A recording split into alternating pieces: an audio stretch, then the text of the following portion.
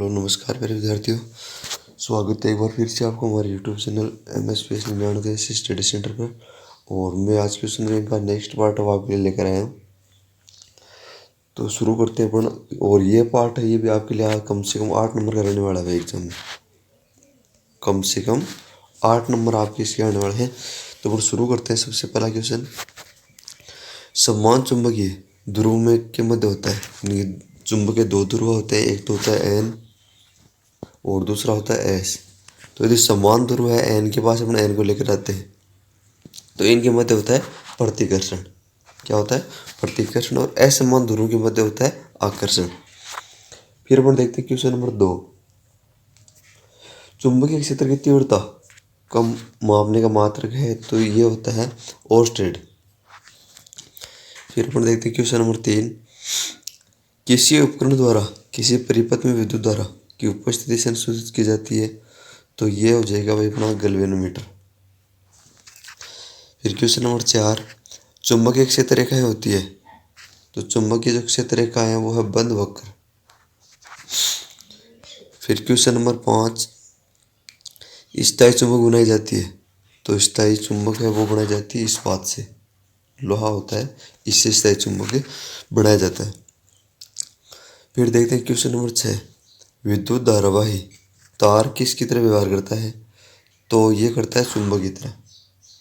जिस तार में धारा प्रवाहित की जाती है तो वो एक चुंबकीय भांति काम करता है। फिर देखते हैं क्वेश्चन नंबर 7,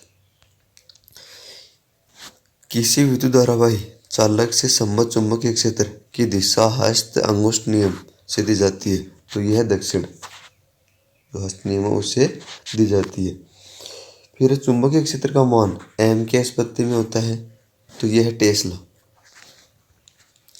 फिर अपन देखते हैं क्वेश्चन नंबर 9, किसी छड़ चुंबक से लोहे चूर्ण किस स्थान पर अधिक आकर्षित होता है। अगर कोई छड़ चुंबक है और उसको अपन लोहे का जो बुरादा एकत्रित कर रहे हैं, तो वो है दोनों ध्रुवों पर ज़्यादा एकत्रित होगा। फिर अपन देखते हैं क्वेश्चन नंबर 10, किसी तांबे के तार की एक आयताकार कुंडली किसी चुंबकीय क्षेत्र में घूर्णी गति कर रही है। इस कुंडली में प्रेरित विद्युत धारा में कितने परिभ्रमण के पश्चात परिवर्तन होगा, तो यह है आधा। इसका राइट आंसर हो जाएगा 6। फिर क्वेश्चन नंबर 11, विद्युत धारा उत्पन्न करने वाली युक्ति को कहते हैं, तो विद्युत धारा उत्पन्न करने वाली जो युक्ति है वो है विद्युत जनित्र। फिर देखते हैं क्वेश्चन नंबर 12, लघुपतन के समय परिपथ में धारा का मान तो भाई बहुत ज़्यादा बढ़ जाता है। फिर है फ्यूज तार का गलनांक, तो फ्यूज तार का गलनांक होता है परिपथ में लगे जो तार होते हैं उनसे कम होता है। फिर है विद्युत फ्यूज, विद्युत धारा की कौन से प्रभाव पर कार्य करता है, तो ये तापीय प्रभाव पर, यानी गर्म होकर पिघल कर टूट जाएगा और इससे अपने जो उपकरण है वो सेफ रह जाते हैं। फिर देखते हैं क्वेश्चन नंबर 15, घरेलू परिपथ में फ्यूज तार को निम्न में से किस तार के साथ संयोजित किया जाता है, तो ये है भाई विद्युन्मय तार के साथ। फिर है क्वेश्चन नंबर 16, विद्युत उपकरणों को बहुत संक्रमित किया जाता है ताकि, तो यह है तीव्र आघात लगने से बचाया जा सके, झटका न लगे, इस कारण जो बहुत संक्रमित तार है वो लगाया जाता है। फिर देखते हैं क्वेश्चन नंबर 17, सर्पिवल्ले का उपयोग होता है, तो सर्पिवल्ले का उपयोग होता है एसी जनित्र में। किसमें होता है? एसी जनित्र में। फिर देखते हैं क्वेश्चन नंबर 18, परिनालिका द्वारा उत्पन्न चुंबकीय क्षेत्र निर्भर करता है, तो यह उपयुक्त सभी पर, इनकी चारों जो ऑप्शन है वो राइट हो जाएंगे इसकी। फिर आते हैं छोटे वाले क्वेश्चन। तो क्वेश्चन नंबर 19, उत्तर दिशा की ओर संकेत करने वाले चुंबकीय सिरे क्या कहते हैं, तो उसको बोलते हैं उत्तरोमुखी या उत्तरी ध्रुव। और दक्षिण दिशा की ओर जो संकेत करने वाला होता है उसको बोलते हैं दक्षिणोमुखी या दक्षिणी ध्रुव। फिर देखते हैं क्वेश्चन नंबर 21, चुंबकीय क्षेत्र कैसी राशि है, तो चुंबकीय क्षेत्र में परिमाण एवं दिशा दोनों होते हैं, तो ये एक प्रकार की सदिश राशि है। फिर है क्वेश्चन नंबर 22, चुंबकीय क्षेत्र से क्या तात्पर्य है, चुंबकीय क्षेत्र से क्या तात्पर्य है, तो किसी चुंबक के आसपास का वह क्षेत्र जिसमें किसी दूसरे लोहे चुंबकीय पदार्थ रखने पर उनमें आकर्षण या प्रतिकर्षण बल का अनुभव होता है। यानी जितने दायरे में चुंबक अपना आकर्षण या प्रतिकर्षण बल लगाता है तो उसको बोलते हैं चुंबकीय क्षेत्र। फिर देखते हैं क्वेश्चन नंबर 23। किसी चालक तार में धारा प्रवाहित करने पर क्या होता है? तो तार के चारों ओर चुंबकीय क्षेत्र उत्पन्न हो जाता है, मैग्नेटिक फोर्स है ये लगाता है। फिर क्वेश्चन नंबर 24।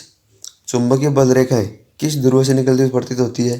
तो यह है उत्तरी ध्रुव से, उत्तरी ध्रुव से इसका राइट आंसर हो जाएगा। फिर क्वेश्चन नंबर 25। किसी परिनालिका के बीच सभी बिंदु पर चुंबकीय क्षेत्र कैसा होता है? तो सभी बिंदु पर चुंबकीय क्षेत्र एक समान होता है, बिल्कुल समान रूप से काम करता है। फिर क्वेश्चन नंबर 26। किसी परिनालिका में प्रवाहित धारा की दिशा बदलने पर क्या प्रभाव पड़ता है? तो ध्रुवों की स्थिति परस्पर बदल जाती है। फिर क्वेश्चन नंबर 27। परिनालिका में तार के फेरों की संख्या पर चुंबकीय शक्ति किस प्रकार निर्भर करती है? तो तार के फेरों की संख्या बढ़ाने पर चुंबकीय क्षेत्र की शक्ति भी बढ़ जाती है। फिर है क्वेश्चन नंबर 28। धारावाहिक चालक पर आरोपित बल की दिशा किस नियम से ज्ञात की जाती है? तो यह फ्लेमिंग के वामहस्त नियम से, फ्लेमिंग के वामहस्त नियम से। फिर है क्वेश्चन नंबर 29। एमआरआई का पूरा नाम? तो एमआरआई का पूरा नाम होता है चुंबकीय अनुनाद प्रतिबिंबन। फिर है क्वेश्चन नंबर 30। विद्युत चुंबकीय प्रेरण किसे कहते हैं? तो चुंबकीय प्रवाह से विद्युत प्रवाह को उत्पन्न करने को विद्युत चुंबकीय प्रेरण कहा जाता है। फिर देखते हैं क्वेश्चन नंबर 31।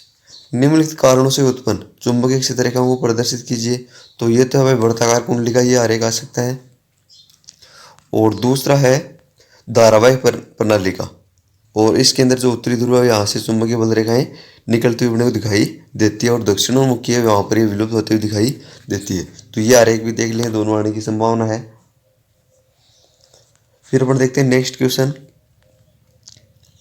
प्रत्यावर्ती धारा और दिष्ट धारा में कौन सी धारा अधिक उपयोगी है? तो ये क्वेश्चन मोस्ट ऑफ पक्का आपको एग्जाम में एक मिल जाएगा। तो इसका पहला कारण होता है इसे आसानी से उत्पन्न किया जा सकता है। पहली बात तो ये इसे आसानी से बनाया जा सकता है। दूसरा, ये थोड़ी सस्ती होती है, और तीसरा, इसे एक स्थान से दूसरे स्थान पर ले जाया जा सकता है। फिर क्वेश्चन नंबर 33। दिक् परिवर्तक क्या है? ये दिष्ट धारा कैसे उत्पन्न करता है?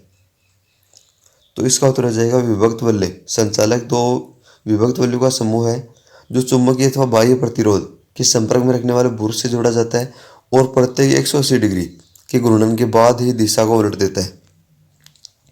ऐसे विभक्त वलय के आयताकार कुंडली के सिरे के साथ संपर्क में परिवर्तन द्वारा होता है। फिर देखते हैं क्वेश्चन नंबर 34।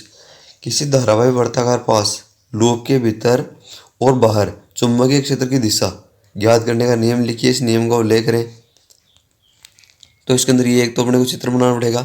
तो दक्षिण हस्त नियम, इस नियम के अनुसार धारावाहिक वर्ताकार फास लूप के भीतर और बाहर की ओर चुंबकीय दिशाएं ज्ञात की जा सकती है। फिर है, इस नियम के अनुसार दाहिने हाथ की धारावाहिक चालक को इस प्रकार से पकड़े कि आपका अंगूठा है वो तो धारा की जो दिशा, अंगूठा है वो तो क्या दर्शाए? धारा की दिशा को। तो अंगुलियां चालक तार के चारों ओर चुंबकीय क्षेत्र रेखाओं से लिपटी हो, और अंगुलियां और चालक तार है उसकी चुंबकीय क्षेत्र रेखाएं उसको दर्शाती हो। तो ये था अपना 13वां पार्ट, और 8 नंबर आपके इसके अंदर आने वाले हैं। और उम्मीद करता हूँ आपको वीडियो अच्छा लगा होगा। वीडियो यदि आपको अच्छा लगता है तो वीडियो को लाइक करें, और दोस्तों हमारे चैनल को सब्सक्राइब जरूर करें, और अपने दोस्तों के साथ इस वीडियो को शेयर भी करें। धन्यवाद दोस्तों।